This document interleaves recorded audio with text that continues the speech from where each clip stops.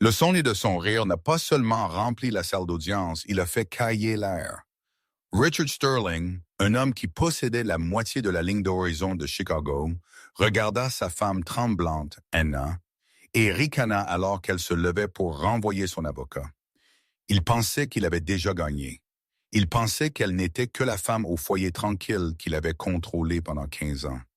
Mais Richard fit un calcul fatal ce jour-là.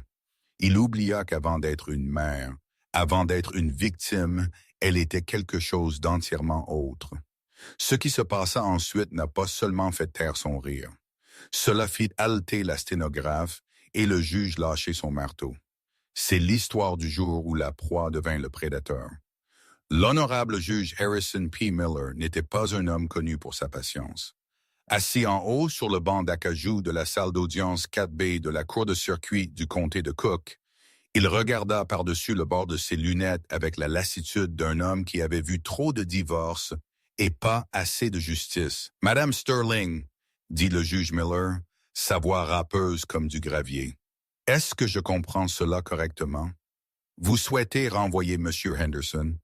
Nous sommes à 5 minutes des déclarations d'ouverture. » Anna Sterling se tenait seule à la table de la défense.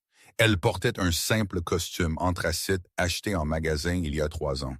Il pendait légèrement lâche sur sa silhouette, un témoignage du poids qu'elle avait perdu au cours des 6 derniers mois d'enfer. Ses mains posées sur la table en chaîne polie tremblaient, pas violemment, mais avec un tremblement fin et persistant qu'elle essayait de cacher en les joignant. De l'autre côté de l'allée, Richard Sterling se pencha en arrière dans son fauteuil en cuir. Il était l'image de la puissance inattaquable. Son costume était une coupe italienne sur mesure, bleu nuit, coûtant plus que la première voiture d'Anna. Il murmura quelque chose à son avocat, Marcus Thorne, un homme connu dans les cercles juridiques de Chicago comme le boucher. Et puis Richard le fit. Il rit. Ce n'était pas un grand écart auparavant. C'était un petit rire bas et dédaigneux, un son humide de condescendance. C'était le son qu'une botte fait lorsqu'elle marche sur un insecte. « Votre honneur », Marcus Thorne se leva, lissant sa cravate en soie. Avec tout le respect dû à Madame Sterling, c'est une affaire financière complexe impliquant des actifs à 9 chiffres. Si elle renvoie son conseil maintenant, elle renonce essentiellement à sa défense. Mon client, M. Sterling, veut juste finaliser cela pour que tout le monde puisse passer à autre chose. Peut-être qu'une évaluation de santé mentale est de mise avant qu'elle ne prenne une décision aussi hâtive. Richard sourit d'un air suffisant, tapotant son stylo-plume en or contre la table. Le rythme était exaspérant. Tap, tap, tap. Anna prit une inspiration, et elle pouvait sentir le café rassis sur l'haleine de M. Henderson alors qu'il s'éloignait d'elle, rangeant sa maillette. C'était un avocat commis d'office, surmené et sous-préparé, qui lui avait dit ce matin-là d'accepter le règlement. « Prends le condo et la location, Anna, » avait-il dit. « Richard t'enterrera si tu te bats. » Elle regarda Richard. Pendant 15 ans, cet homme avait défini sa réalité. Il lui avait dit quoi porter, à qui parler et quoi penser. Il avait convaincu le monde qu'il était le philanthrope bienveillant et qu'elle était la fragile femme chanceuse. Madame Sterling, le juge pressa, ses sourcils se tricotant ensemble. « J'ai besoin d'une réponse. » La voix d'Anna était à peine un murmure. « Oui, votre honneur. »« Parlez plus fort, s'il vous plaît, » demanda le sténographe judiciaire, les doigts planant au-dessus de la machine sténo. Anna ferma les yeux pendant une fraction de seconde. Elle se souvint de la nuit où Richard l'avait enfermée hors de leur penthouse de Lakeshore Drive sous la pluie glaciale parce qu'elle avait oublié de prendre son nettoyage à sec. Elle se souvint de la façon dont il souriait quand il disait à leurs amis qu'elle était à nouveau confuse. Elle ouvrit les yeux. Le tremblement dans ses mains s'arrêta. « Oui, votre honneur, » dit Anna, sa voix claire résonnant sur le haut plafond. « Je renvoie M. Henderson. Je me représenterai moi-même. » Richard laissa échapper un rire plus fort cette fois, secouant la tête. « Oh, c'est riche, » murmura-t-il assez fort pour que le premier rang entende. « Silence, M. Sterling, » claqua le juge Miller, bien qu'il regardât Anna avec pitié. « Maman, je suis tenu de vous avertir. Vous allez affronter un associé senior de Vance et Cœur. Les règles de preuve sont strictes. Je ne peux pas vous aider. Si vous faites une raclement de gorge erreur, vous vivrez avec les conséquences. Êtes-vous absolument certaine? Je suis certaine. Très bien, le juge soupira, gribouillant sur son bloc-notes. Monsieur Anderson, vous êtes excusé. Madame Sterling, puisque vous êtes maintenant procès, vous pouvez présenter votre déclaration d'ouverture. Vous avez 10 minutes. La pièce devint mortellement silencieuse. La climatisation bourdonnait. Un faible vrombissement de tension. Richard se pencha vers Marcus Thorne. « Regarde ça, murmura-t-il. Elle ne peut même pas commander le dîner sans me demander d'abord. Elle va s'effondrer en 2 minutes. » Anna sortit de derrière la table. Elle ne marcha pas vers le pupitre. Au lieu de cela, elle marcha vers le box des jurés, bien qu'il n'y ait pas de jury, seulement les sièges vides, car c'était un procès sans jury. Elle se tourna pour faire face au juge, puis pivota pour regarder directement Richard. Elle ne tenait rien. Pas de notes, pas de bloc-notes juridiques, pas d'eau. Il y a 15 ans, Anna commença, sa voix stable, possédant une étrange cadence mélodique qui semblait déplacée dans la salle d'audience stérile. Raclement de gorge. J'ai rencontré Richard Sterling lors d'un gala de collecte de fonds pour les arts chaotiques. Il était charmant. Il était ambitieux et il me dit qu'il voulait un partenaire. Marcus Thorne se leva, l'air ennuyé. Objection, pertinence. Nous sommes ici pour diviser les actifs, pas pour nous promener dans la voie des souvenirs. Rejeté, dit le juge Miller, se penchant en avant. C'est une déclaration d'ouverture, Monsieur Thorne. Je vais permettre une certaine latitude. Continuez, Madame Sterling. Il m'a dit qu'il voulait un partenaire, continua Anna, fixant Richard du regard. Mais ce qu'il voulait vraiment, c'était un coffre-fort. Le sourire de Richard vacilla légèrement, son front se plissa. Coffre-fort? De quoi parlait-elle? Un coffre-fort pour y cacher des choses, dit Yenna, marchant lentement vers la table du demandeur. Vous voyez, votre honneur, Monsieur Thorne a raison. C'est une affaire financière complexe, mais pas parce que les actifs sont difficiles à calculer. C'est complexe parce qu'ils n'existent pas là où ils disent exister. Elle s'arrêta à 3 pieds de Richard. L'odeur de son eau de Cologne, sentale et arrogance coûteuse, lui parvint. Cela faisait autrefois battre son cœur de peur. Maintenant, ça sentait juste la pourriture. Mon mari demande la garde complète de nos enfants et un partage 80-20 des biens matrimoniaux, affirmant que son entreprise, Sterling Dynamics, opère actuellement à perte en raison de la volatilité du marché. Il affirme que notre liquidité est faible. Il affirme que je suis une dépensière instable. Elle se tourna vers le juge. Mais M. Sterling a fait une erreur critique. Il suppose que parce que j'ai été une mère au foyer pendant une décennie, j'ai cessé d'être une personne d'intellect. Il suppose que pendant qu'il était dans son bureau, je ne faisais que me peindre les ongles ou assister à des lunchons. Anna retourna à sa table et ramassa une seule épaisse enveloppe manille. Elle ne l'ouvrit pas. Elle le posa simplement sur le bord du banc du juge avec un bruit sourd. « Monsieur Sterling a oublié, » dit Anna, sa voix baissant d'une octave, devenant glaciale. Il a oublié qu'avant d'être Anna Sterling, j'étais Anna Vance. Une onde de confusion traversa la salle d'audience. Oui, le juge Miller se figea. Il regarda les documents devant lui, puis Anna. Vance? Comme dans Vance et Cœur, le visage de Richard devint pâle. Le sang se vida de sa joue si vite que cela ressemblait à un coup physique. Il serra les accoudoirs de sa chaise. « Oui, votre honneur, dit Anna. Mon nom de jeune fille est Vance. Mon père a fondé le cabinet qui représente actuellement mon mari. » Elle pointa un doigt vers Marcus Thorne, qui la regardait maintenant, la bouche légèrement ouverte. Monsieur Thorne était un associé junior lorsque je terminais ma résidence en comptabilité judiciaire. Anna révéla qu'il ne se souvenait probablement pas de moi. J'étais dans les archives la plupart du temps, mais je me souviens de lui. Raclement de gorge, elle se tourna vers Richard. Le silence dans la pièce était maintenant suffocant. L'air semblait mince se mettre. Raclement de gorge. Je n'ai pas pratiqué le droit depuis 15 ans, Richard, dit-elle doucement, mais je n'ai pas perdu ma licence. Et je n'ai certainement pas perdu ma capacité à lire un bilan. Objection. Thorne, raclement de gorge, cria, sa voix se brisant. C'est préjudiciable. Elle fait du spectacle. Asseyez-vous, monsieur Thorne. Le juge Miller aboya, ses yeux rivés sur Anna. Tu as ri quand je me suis levé, Richard, dit Anna, faisant un pas de plus vers lui. Tu as ri parce que tu pensais te battre contre une femme. Mais tu ne l'es pas. Tu te bats contre une comptable judiciaire qui a eu accès à ton bureau à domicile, à tes poubelles et à tes sauvegardes cloud non chiffrées pendant les 3 dernières années. Richard se leva, sa chaise raclant violemment le sol. Elle ment. Elle est assieds-toi, monsieur Sterling. L'huissier fit un pas en avant, main sur sa ceinture. Anna ne broncha pas. Dans ce procès, votre honneur, je ne prouverai pas seulement que Sterling Dynamics est rentable.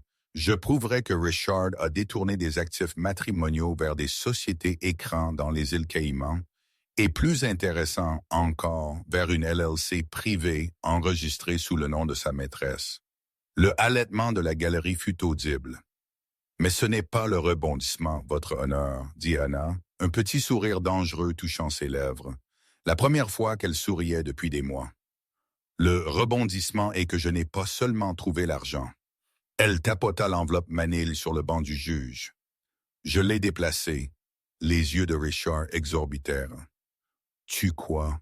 Murmura-t-il. Je l'ai déplacé, répéta Anna. Chaque fois que tu transférais des fonds à Project Blue ou Orion Holdings, j'étais là, répliquant les transactions. Tu pensais me cacher de l'argent. Non, Richard, tu me le remettais. Elle leva les yeux vers le juge. Déclaration d'ouverture conclue. Votre honneur. La salle d'audience fut absolument silencieuse pendant 5 secondes complètes.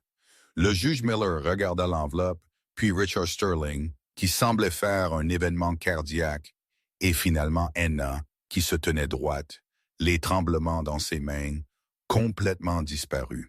« Monsieur Thorne, » dit le juge Miller, sa voix inhabituellement aiguë, « appelez votre premier témoin si vous le pouvez. » La tension dans la salle d'audience 4B avait basculé si violemment que l'air semblait pressurisé.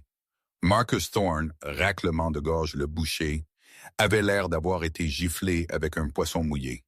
Il mélangeait ses papiers, ses mains trahissant une nervosité qui ne perçait jamais habituellement son armure. Il se pencha pour murmurer à Richard. « Est-ce vrai? » siffla Thorne. « Est-elle cette Vance? » Richard fixait Anna, ses yeux grands ouverts et sans cligner. Je ne sais pas. Elle ne parle jamais de sa famille. Son père est mort il y a des années. Je pensais qu'ils étaient en froid. Espèce d'idiot, murmura Thorne.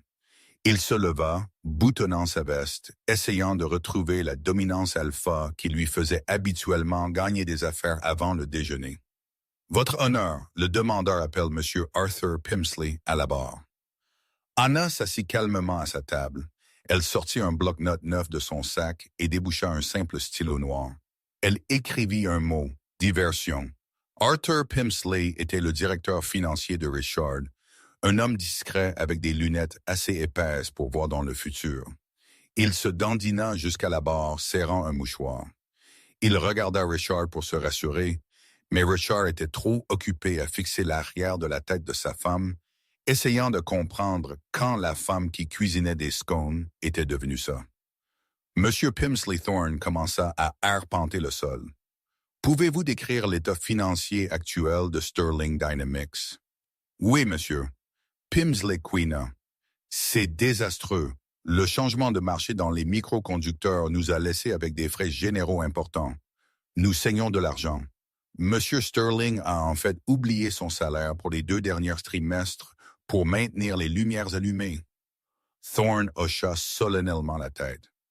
Donc, l'allégation selon laquelle M. Sterling cache des millions est grotesque, dit Pimsley, gagnant un peu de confiance. L'argent n'est simplement pas là. Les registres sont ouverts. Nous sommes presque en faillite, merci. Pas d'autres questions. Thorne s'assit, jetant un regard suffisant à Anna. Voyons-vous gérer un directeur financier, dirent ses yeux. Anna se leva. Elle ne se précipita pas. Elle marcha vers le pupitre et posa ses mains sur le bois. Monsieur Pimsley, dit-elle doucement, depuis combien de temps travaillez-vous pour mon mari? 12 ans, Madame Sterling. Et pendant ces 12 ans, avez-vous déjà signé un document sans le lire? Pimsley ricana. Je suis un expert comptable certifié, Madame Sterling. Je lis tout. Bien, dit Anna. Elle ramassa un document de sa table. Pièce A, votre honneur. Copie pour le conseil adverse. Elle remit les papiers à l'huissier. Monsieur Pimsley, continua Anna, reconnaissez-vous ce document? Pimsley plissa les yeux sur le papier. Cela semble être une facture d'approvisionnement standard pour des fournitures de bureau d'un fournisseur appelé Alpex Logistics. Et le montant, 45 000 $. Beaucoup de trombones, ne diriez-vous pas, Monsieur Pimsley? C'est une grande entreprise. Anna hocha la tête. Et savez-vous qui possède règlement de gorge Apex Logistics? Je suppose que c'est une entreprise de logistique.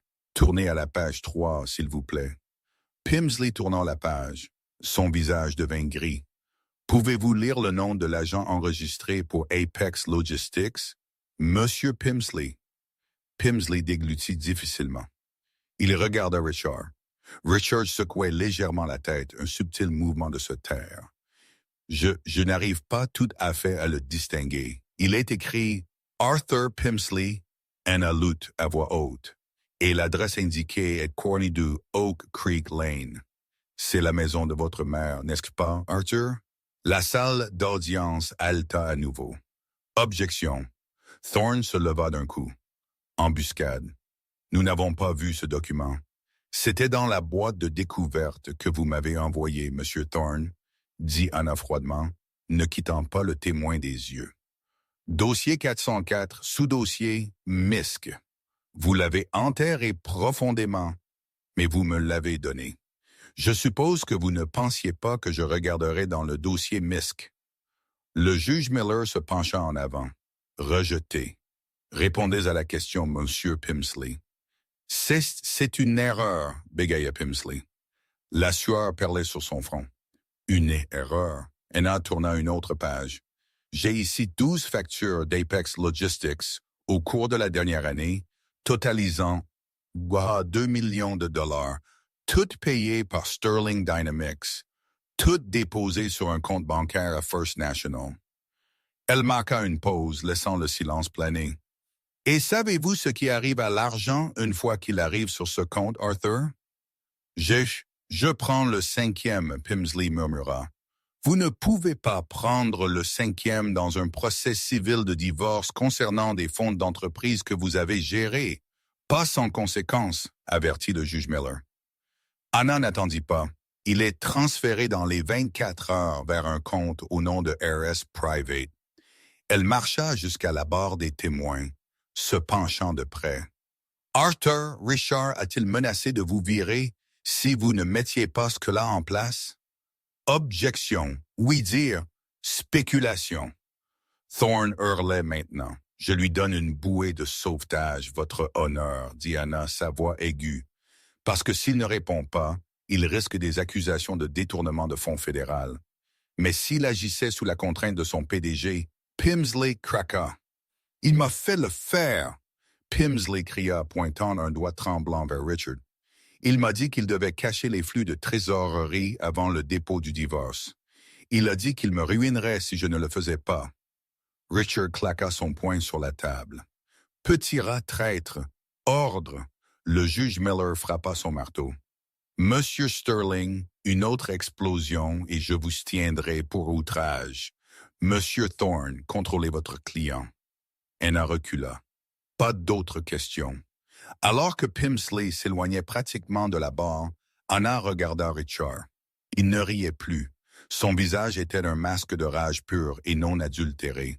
Mais sous la rage, Anna vit quelque chose qu'elle n'avait jamais vu en lui auparavant. Peur. Mais Anna savait que les factures n'étaient que l'apéritif. La vraie dévastation était encore à venir. Elle regarda sa liste de témoins. Elle n'allait pas appeler le banquier, et elle n'allait pas appeler le comptable. « Votre honneur, dit Anna. La défense appelle. Mademoiselle Isabelle Lavin. » La tête de Richard se tourna brusquement vers l'arrière de la salle d'audience. Les doubles portes s'ouvrirent en grand, raclement de gorge.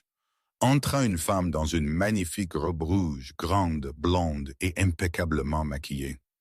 Elle était belle, elle était jeune et c'était la femme avec qui Richard couchait depuis 2 ans.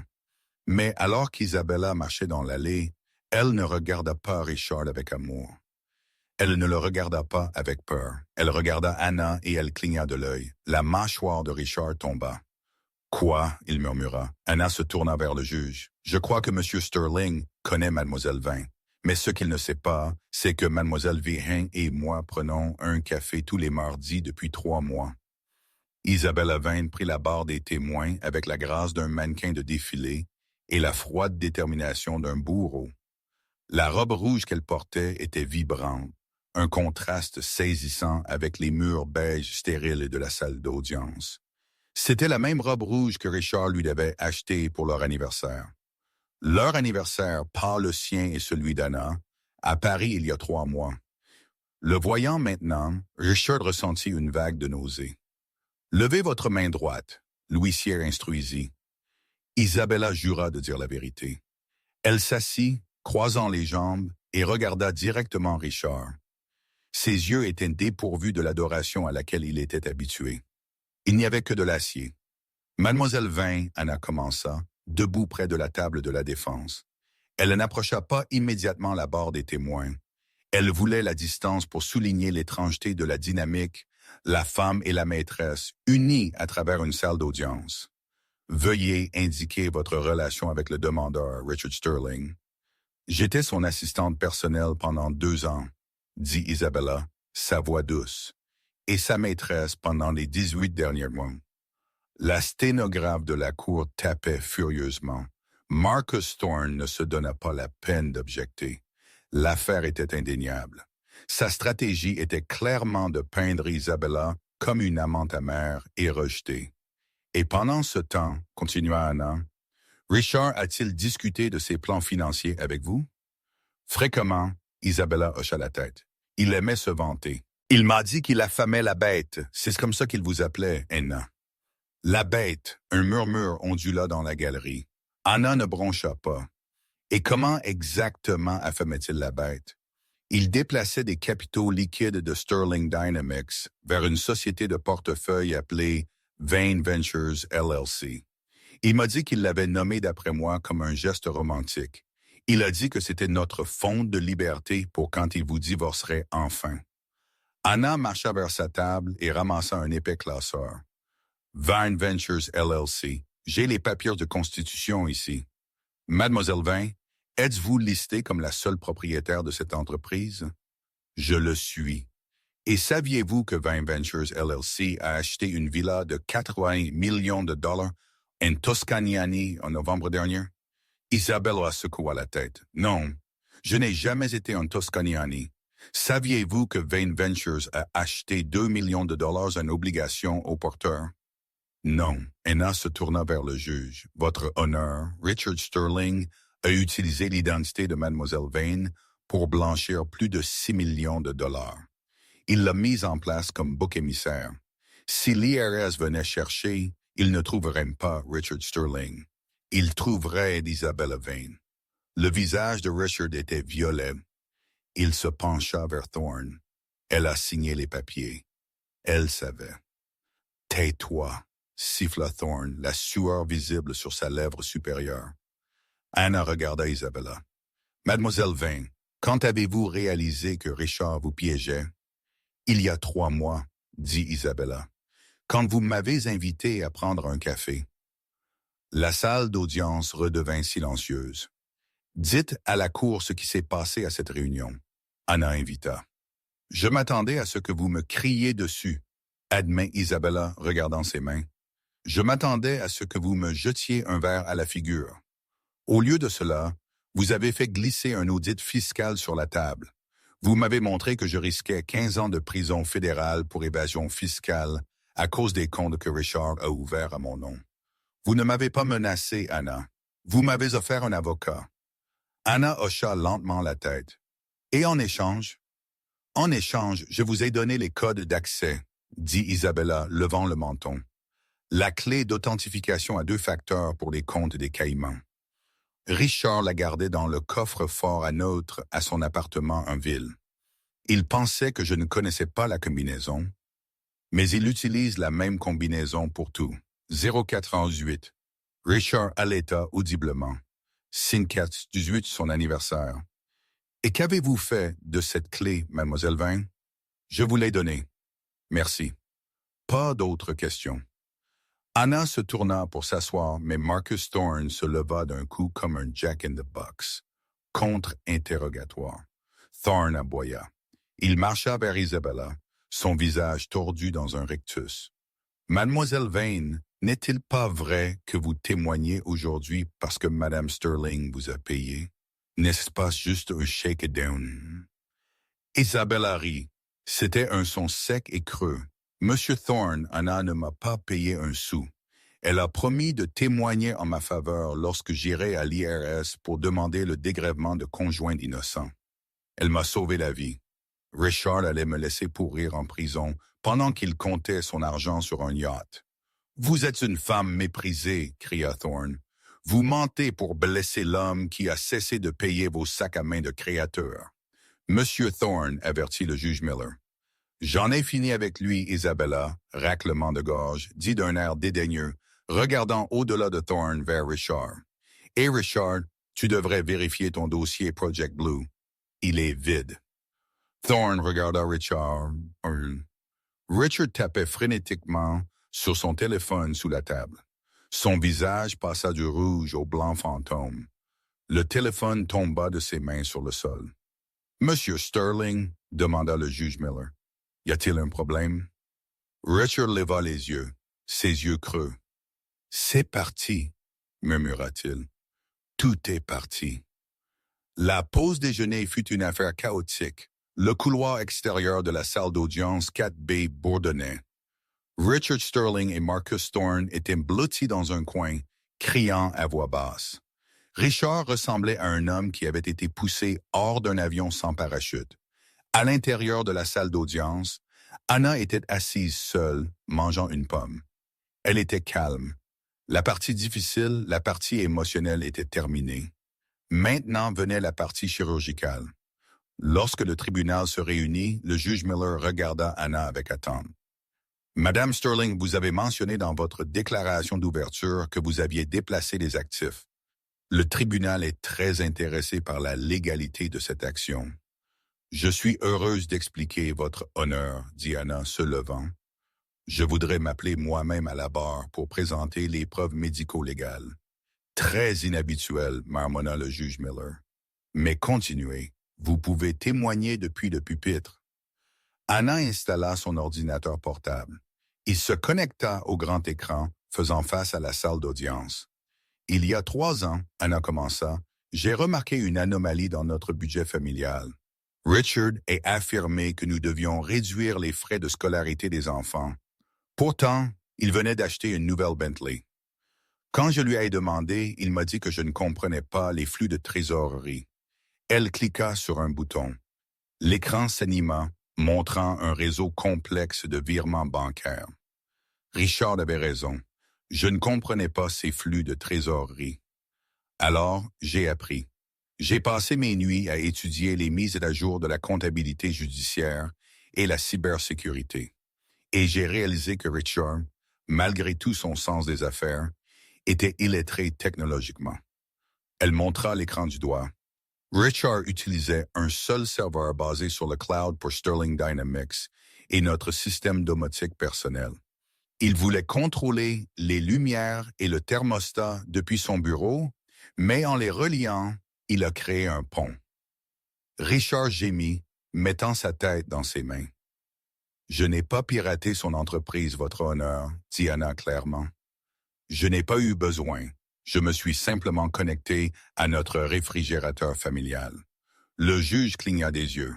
Votre réfrigérateur? C'est un réfrigérateur intelligent, votre honneur, connecté au cloud familial. Richard avait synchronisé son application de notes avec le compte familial afin de pouvoir voir la liste d'épicerie, mais il a oublié de désynchroniser ses autres notes, y compris une note intitulée « Mot de passe ». Des rires jaillirent de l'arrière de la pièce. L'ironie était suffocante. Le grand magnat abattu par une liste d'épicerie. En utilisant ces mots de passe, j'ai pu surveiller le flux de fonds vers les sociétés écrans mentionnées par Mademoiselle Vin. Mais je n'ai pas touché à l'argent. Pas encore. J'ai attendu. Attendu quoi? Le juge Miller demanda fasciné. Pour la clause de déclenchement, dit Dana. Pièce C, elle afficha un document à l'écran. Cela ressemblait à une autorisation de virement bancaire standard. Le 14 décembre, 2 semaines avant de demander le divorce, Richard m'a envoyé un document à signer. Raclement de gorge. Il m'a dit que c'était un formulaire d'autorisation pour la sortie scolaire de notre fils. Il l'a envoyé via DocuSign.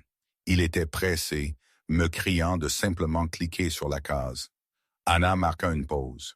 Je n'ai pas seulement cliqué sur la case. J'ai lu les métadonnées. Richard avait attaché un avenant caché au document, tentant de me faire renoncer à mes droits sur le patrimoine matrimonial. C'était une tentative frauduleuse de me tromper. C'est une accusation sérieuse, interrompit faiblement Thorne. J'ai les journaux de métadonnées ici, dit Dana, tapant la clé. Mais voici le rebondissement. Je n'ai pas signé sa version. J'ai modifié le PDF. J'ai gardé l'entête de la sortie scolaire. Mais j'ai changé le code intégré. Au lieu de renoncer à mes droits, le document m'a accordé la procuration sur tous les comptes liés à la fiducie familiale Sterling pour une période de 48 heures. Elle regarda Richard. « Tu ne l'as pas lu, Richard. Tu as juste vu ma signature et tu l'as déposée. Tu étais si arrogant, si sûr que j'étais stupide que tu as exécuté le document toi-même. »« Objection, » Thorne cria. « C'est un entrapement. Fraude. Ce n'est pas une fraude de modifier un contrat avant de le signer. » « Monsieur Thorne, » dit le juge Miller, sa voix dégoulinant de dédain. « C'est une contre-offre. Votre client a accepté la contre-offre lorsqu'il l'a contresignée et déposée. »« Exactement, dit Anna. Et dans cette fenêtre de 48 heures, j'ai utilisé ma procuration légale pour consolider les fonds de Vane Ventures, des comptes des Caïmans et des portefeuilles crypto cachés. « Et où est l'argent maintenant, Madame Sterling? » demanda le juge. Anna cliqua sur la diapositive suivante. Un relevé bancaire apparut. L'entête lisait « Greffier de la cour de circuit du comté de Cook, compte séquestre. C'est ici votre honneur, chaque 142 sur 500 000 $. Je ne l'ai pas volé, je l'ai déposé auprès du tribunal pour assurer un partage équitable des actifs. » Le silence qui suivit fut absolu. Anna n'avait pas volé l'argent. Elle l'avait sécurisé. Elle l'avait déjoué légalement, techniquement et éthiquement. Richard Sterling fixait l'écran. Le nombre 40 à 500 000 sembla brûler dans ses rétines. Il regarda Anna. Elle ne tremblait pas. Elle n'était pas la souris qu'il avait épousée. Elle était une lionne qui venait d'abattre une gazelle par la gorge. « Vous, » bégaya Richard, se levant lentement. Il semblait détraqué. Sa cravate était de travers. « Tu penses que tu es si intelligente? Tu penses que c'est fini? Asseyez-vous, Monsieur Sterling. » L'huissier s'approcha. « Non !» Richard cria, sa voix se brisant. « Elle m'a piraté. Elle a utilisé le frigo. C'est illégal. Je suis Richard Sterling. J'ai construit cette ville. » Il se jeta vers l'allée, pas vers Anna, mais vers la sortie. Il courait. « Arrêtez-le » cria le juge Miller. Mais Richard n'alla pas loin. Alors qu'il poussait la barrière en bois battante, les doubles portes à l'arrière de la salle d'audience s'ouvrirent. 2 hommes en costume sombre se tenaient là. Ce n'étaient pas des huissiers. Ils portaient des coupes-vents avec 3 lettres jaunes au dos. FBI, Anna regarda Richard, qui s'était figé sur ses pas. Oh, dit Anna dans le microphone, sa voix calme. J'ai oublié de mentionner une dernière chose. Pendant que j'examinais les registres, j'ai trouvé des transactions qui ne nous appartenaient pas. Paiement à un certain commissaire de zonage. Richard se retourna pour la regarder, ses yeux grands ouverts d'or. Je ne voulais pas être complice de corruption, Richard dit Anna doucement. Alors, j'ai transmis ces fichiers particuliers au département de la justice la semaine dernière. L'agent principal du FBI s'avança, les menottes scintillant sous les lumières de la salle d'audience. Richard Sterling, vous êtes en état d'arrestation pour fraude électronique, corruption d'un fonctionnaire et blanchiment d'argent. Richard s'effondra. Le combat s'échappa de lui comme l'air d'un pneu crevé. Il regarda Anna une dernière fois. Pourquoi? Il croissa. Je t'ai tout donné. Anna le regarda droit dans les yeux. Tu m'as donné une cage, Richard. J'ai juste trouvé la clé. Alors qu'il le menottait et l'emmenait, Marcus Thorne commença à fourrer des papiers dans sa mallette, essayant de disparaître. La salle d'audience était en plein chaos. Les journalistes criaient, le juge frappait son marteau. Mais Anna resta là, prenant d'une profonde inspiration. Pour la première fois en 15 ans, l'air avait un goût sucré. Mais alors que les lourdes portes se fermaient derrière Richard, le téléphone d'Anna bourdonna sur le pupitre. C'était un message texte. Expéditeur inconnu. Bien joué, Anna, mais tu as manqué un compte. Et il n'est pas le seul à le vouloir en retour. Anna fixa l'écran. Les tremblements dans ses mains menaçaient de revenir. L'histoire n'était pas terminée. Richard était parti, mais quelqu'un d'autre regardait. L'adrénaline qui avait soutenu Anna tout au long du procès s'évapora au moment où elle sortit du palais de justice et entra dans le vent mordant de Chicago. Des reporters pullulaient comme des moucherons, leurs microphones poussés dans son visage, criant des questions sur les 42 millions de dollars sur l'arrestation de Richard. Sur la maîtresse, Anna les ignora, flanquée de 2 agents du tribunal qui l'escortèrent jusqu'à sa berline délabrée. Elle s'assit sur le siège du conducteur, ses mains agrippant le volant jusqu'à ce que ses jointures blanchissent. Elle fixa le téléphone posé sur le siège passager. Il n'est pas le seul à le vouloir en retour. Qui? Richard était un narcissique, un tyran et un escroc. Mais il n'était pas un cerveau. Anna avait toujours soupçonné que quelqu'un d'autre tenait la laisse. Quelqu'un qui avait guidé Richard d'un cadre intermédiaire à un titan de l'industrie. Richard manquait de la discipline pour le genre de blanchiment complexe qu'elle avait découvert. Il était le visage. Quelqu'un d'autre était le cerveau. Anna conduisit non pas chez elle, mais à un cybercafé ouvert 24h/24 dans un quartier délabré près de l'aéroport d'O'Hare. Elle avait besoin d'une connexion qui n'était pas liée à son adresse IP à domicile. Elle remonta sa capuche, paya en espèces et s'assit dans un coin de cabine à l'arrière. Elle ouvrit son ordinateur portable et se reconnecta au miroir du serveur de Richard qu'elle avait enregistré sur un disque dur externe. Elle avait nettoyé les données financières pour le tribunal, mais elle avait gardé les données brutes. Elle effectua une recherche pour le compte Zerozil, le compte fantôme implicite du message texte. Rien. Elle essaya réserve d'ombre urgence. Rien. Puis elle se souvint de quelque chose qu'Isabella avait dit à la barre. Il a dit que c'était notre fonte de liberté. Anna tapa Libertas. L'écran scintilla. Une partition cachée dans le lecteur se déverrouilla. Ce n'était pas un compte bancaire. C'était un répertoire de fichiers vidéo et de PDF scannés. Anna cliqua sur le premier fichier. C'était une vidéo. L'horodatage était il y a 3 ans. Le décor était un bureau faiblement éclairé. Richard était là, riant, remettant une épaisse enveloppe à un homme dont le visage était obscurci par l'ombre. « Les permis de zonage pour le stade sont sécurisés, Monsieur Blackwood, » dit Richard dans la vidéo. « Le maire est d'accord. Nous avons juste besoin que le syndicat détourne le regard concernant la qualité du béton. » L'homme dans l'ombre se pencha en avant. Le béton tiendra assez longtemps pour que les chèques soient compensés, Richard. Assure-toi juste que ta femme ne demande pas pourquoi les coûts de fondation sont si bas. Anna ressentit un frisson qui n'avait rien à voir avec le café en courant d'air. Julian Blackwood. Le nom était une histoire de fantôme à Chicago, un consultant pour de grandes entreprises de construction, des campagnes politiques et des banques offshore. Il n'avait pas de titre officiel, pas de bureau et pas de casier judiciaire. C'était l'homme que vous appeliez quand vous aviez besoin qu'un problème disparaisse ou qu'une loi se plie jusqu'à se briser. Anna réalisa avec horreur que les 42 millions de dollars qu'elle avait saisis n'étaient pas seulement l'argent de Richard. C'était le capital d'exploitation de Blackwood pour un immense projet de développement illégal dans le sud de la ville, et elle venait de le remettre au greffier du tribunal. Son téléphone bourdonna à nouveau. Inconnu. Vous regardez les fichiers. Bien. Maintenant, vous connaissez le prix d'entrée.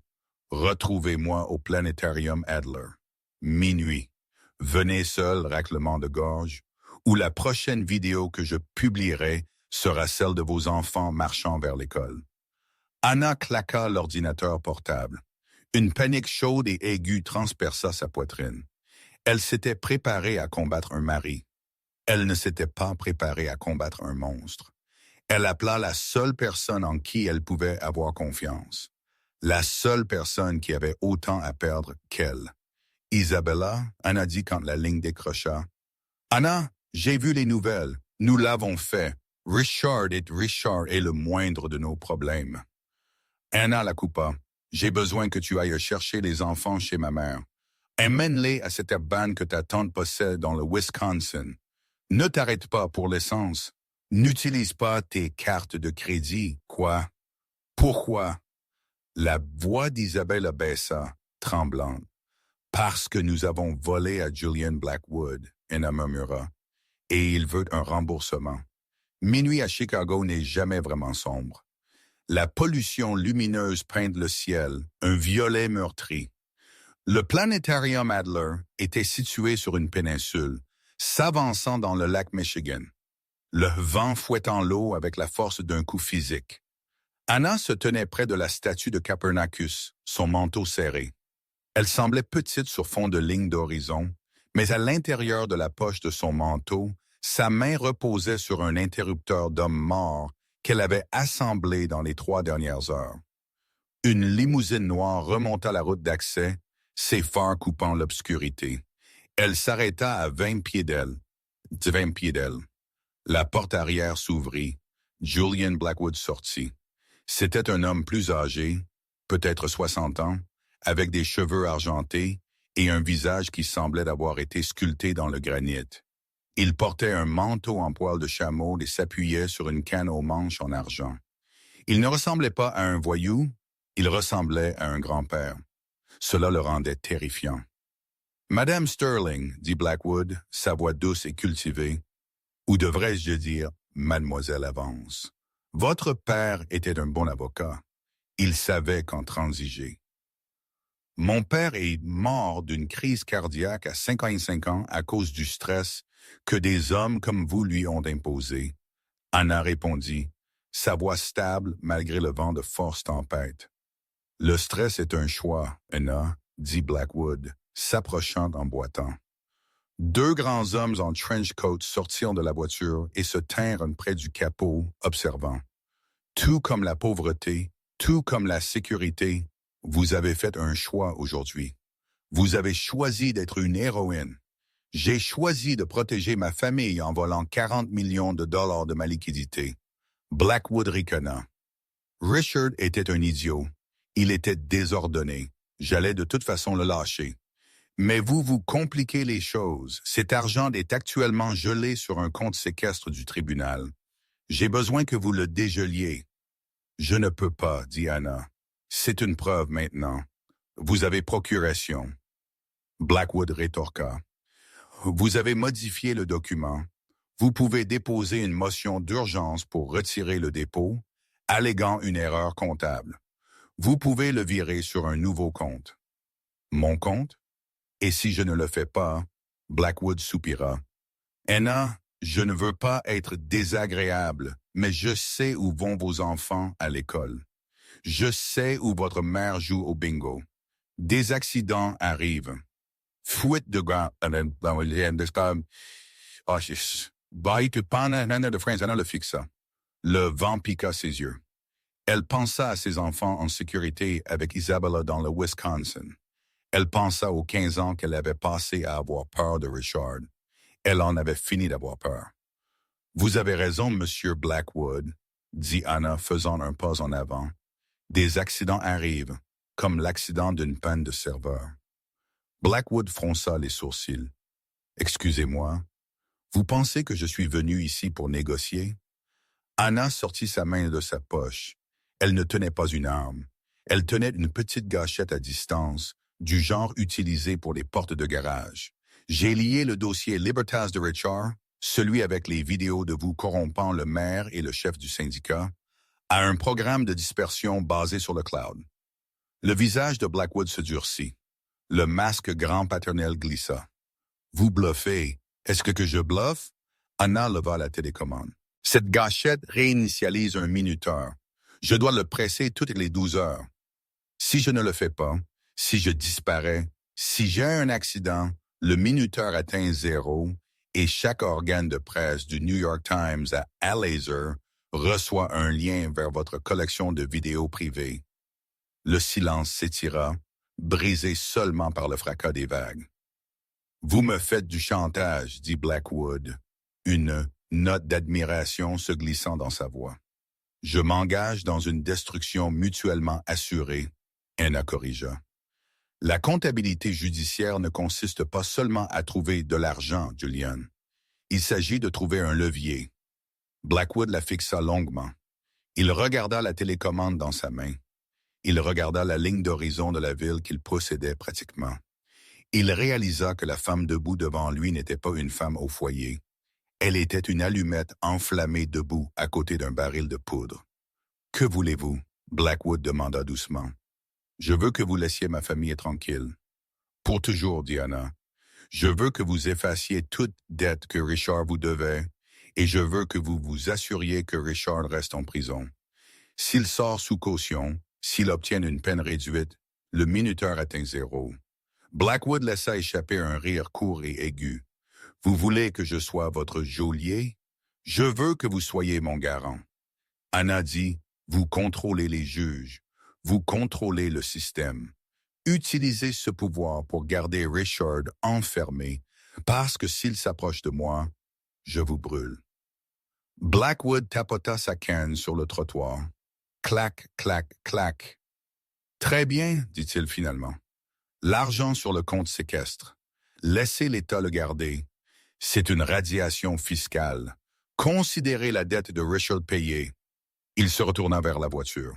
« Un conseil, Madame Sterling, dit Blackwood, s'arrêtant à la porte. Si jamais vous décidez de revenir à la profession juridique, appelez-moi. Je pourrais utiliser quelqu'un avec votre ensemble de compétences spécifiques. »« Allez en enfer, Julien, dit Anna. Nous y sommes déjà, ma chère. Nous ne faisons que réarranger les meubles. » Blackwood monta dans la voiture. Le moteur ronronna et la limousine recula, fit demi-tour et disparut dans la nuit. Anna resta seule dans l'obscurité. Elle n'appuya pas sur le bouton de la télécommande. Elle n'en avait pas besoin. La télécommande était pour sa porte de garage. Et il n'y avait pas d'interrupteur d'homme mort. Il n'y avait pas de minuterie. Elle avait bluffé l'homme le plus dangereux de Chicago avec un ouvre-porte de garage et un mensonge confiant. Ses genoux cédèrent finalement, et elle s'effondra au sol, sanglotant, non de tristesse, mais de la pure et accablante libération de la survie. Elle avait gagné. Mais l'histoire n'était pas tout à fait terminée. Il restait une fin lâche, une personne qui était restée silencieuse pendant le procès, observant depuis l'ombre de la salle d'audience, qu'Anna n'avait pas remarqué avant de revoir les enregistrements. Sa belle-mère. 3 jours après la confrontation au planétarium, le bruit s'arrêta enfin. Richard s'était vu refuser la caution, jugé comme un risque de fuite massif étant donné ses actifs cachés, et maintenant saisi. Les raids du FBI sur Sterling Dynamics avaient cessé. Les agents emportaient des cartons de preuves qu'Anna savait ne ferait que confirmer ce qu'elle leur avait déjà donné. Isabella était de retour en ville, finalisant son accord d'immunité, et prévoyant d'ouvrir une petite boulangerie, son rêve actuel, avant que Richard ne la transforme en accessoire corporatif. Anna séjournait dans la modeste maison de 2 chambres de sa mère en banlieue. Le silence était discordant. Pendant 15 ans, sa vie avait été du bruit. Les exigences de Richard, les fêtes de Richard, les humeurs volatiles de Richard. Maintenant, il n'y avait que le bourdonnement du vieux réfrigérateur de sa mère, un appareil réconfortant, non intelligent, qui ne pouvait pas l'espionner. Elle buvait du thé, regardant ses enfants jouer dans le jardin lorsqu'un coursier arriva. Il ne conduisait pas une camionnette marquée. Il conduisait une élégante berline noire. Il remit à Anna une seule enveloppe faite de papier crème épais et texturé. Il n'y avait pas d'adresse de retour, juste un seau de serre imprimé d'un S orné. À l'intérieur se trouvait une seule carte. Stonehaven Estate, Lac Lemon. Demain, 14 heures. Ne soyez pas en retard. Ce n'était pas une demande. C'était une convocation de la seule personne que Richard avait jamais vraiment craint, sa mère, Constance Sterling. Anna n'avait rencontré Constance qu'une poignée de fois en 15 ans. Constance désapprouvait le mariage de Richard avec une Vance. Elle considérait les comptables judiciaires comme peu plus que des artisans glorifiés. Elle avait sauté le mariage, envoyant un vase en cristal baccarat à la place. Elle était la matriarche de l'ancienne fortune Sterling, un argent qui précédait les projets technologiques flashy de Richard de 3 générations. Elle vivait dans la solitude, tirant des ficelles dont peu de gens savaient même l'existence. Anna envisagea de l'ignorer. Elle avait vaincu le mari, neutralisé la maîtresse et bluffé le gangster. Pourquoi entrer dans la tanière du lion maintenant? Mais la curiosité et le sentiment persistant que le tableau n'était pas tout à fait clair la poussèrent à l'accepter. Le lendemain, Anna conduisit sa Ford Focus louée à travers les portes en Fair Road de Stonehaven. La propriété était massive, un vaste manoir en pierre construit dans les années 1920, conçu pour intimider plutôt que pour accueillir. Un majordome la fit entrer dans la bibliothèque. La pièce sentait le cuir ancien, la fumée de cigares et la lavande séchée. Assise près de la cheminée dans un fauteuil à oreilles à haut dossier, se trouvait Constance Sterling. À 68 ans, elle était physiquement frêle, mais ses yeux étaient aussi vifs et froids que des diamants. Elle ne se leva pas quand Anna entra. Elle fit simplement un geste vers la chaise en face d'elle, avec une main alourdie par des bagues antiques. « Vous avez l'air fatiguée, Anna, » dit Constance. Sa voix était muse, rauque, comme des feuilles sèches soufflant sur le pavé. « Cela a été une longue semaine, Constance, » répondit Anna, ne prenant pas le siège immédiatement. Elle se tenait droite, refusant d'être subordonnée dans cette pièce. Constance laissa apparaître un fantôme de sourire. « Asseyez-vous, fille. Vous avez gagné le droit de vous asseoir dans cette maison. » Anna s'assit, gardant le dos droit. « Pourquoi suis-je ici? Si vous voulez me menacer pour ce que j'ai fait à votre fils, épargnez votre souffle. » Julian Blackwood a déjà essayé.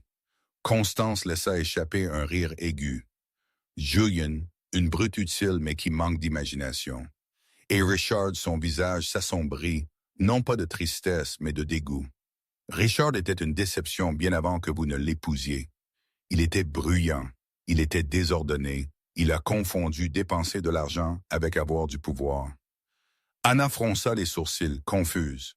« Vous n'êtes pas en colère que je l'ai mise en prison fédérale? » En colère, Constance se pencha en avant, ses yeux scintillants. « Ma chère, je suis soulagé.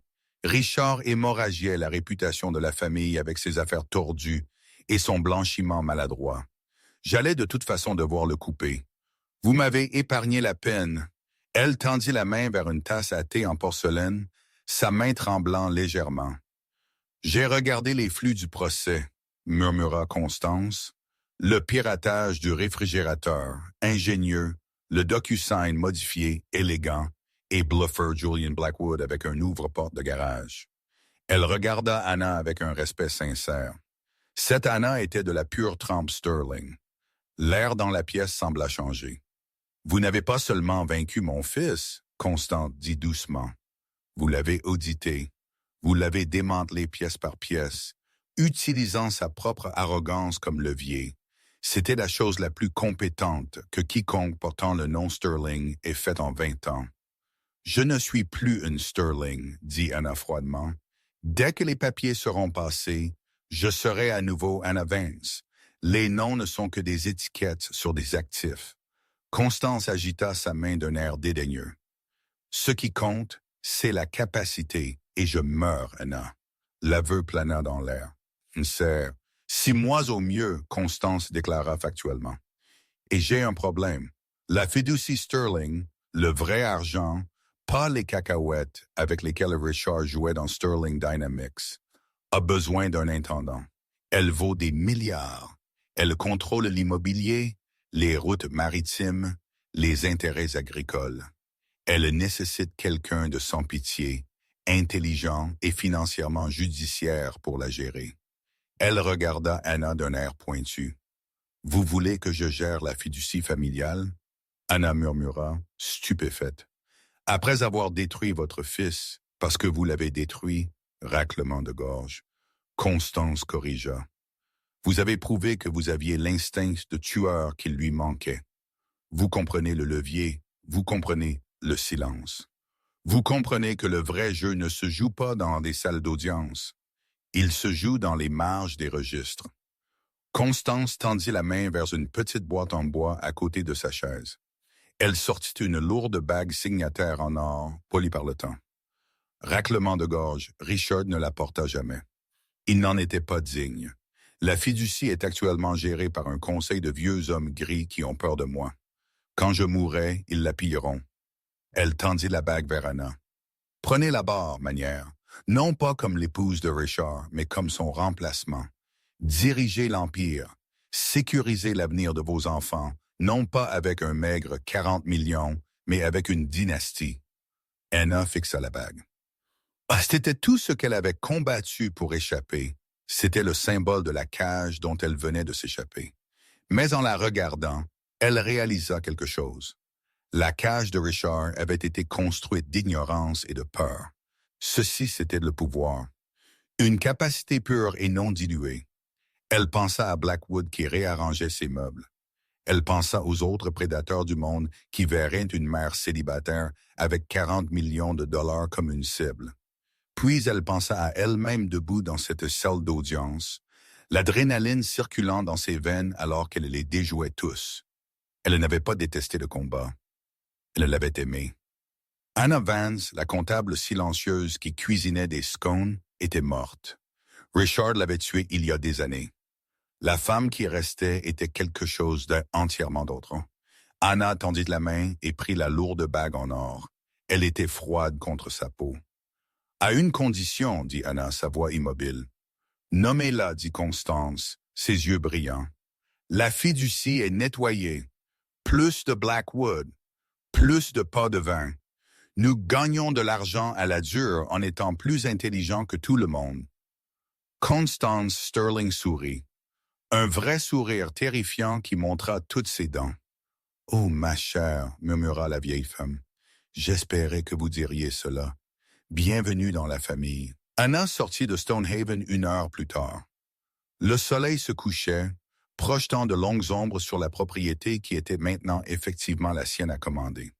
Elle repensa à ce premier moment dans la salle d'audience 4B, le moment où Marcus Thorne fit sa déclaration d'ouverture, et Richard se pencha en arrière dans sa chaise et ricana.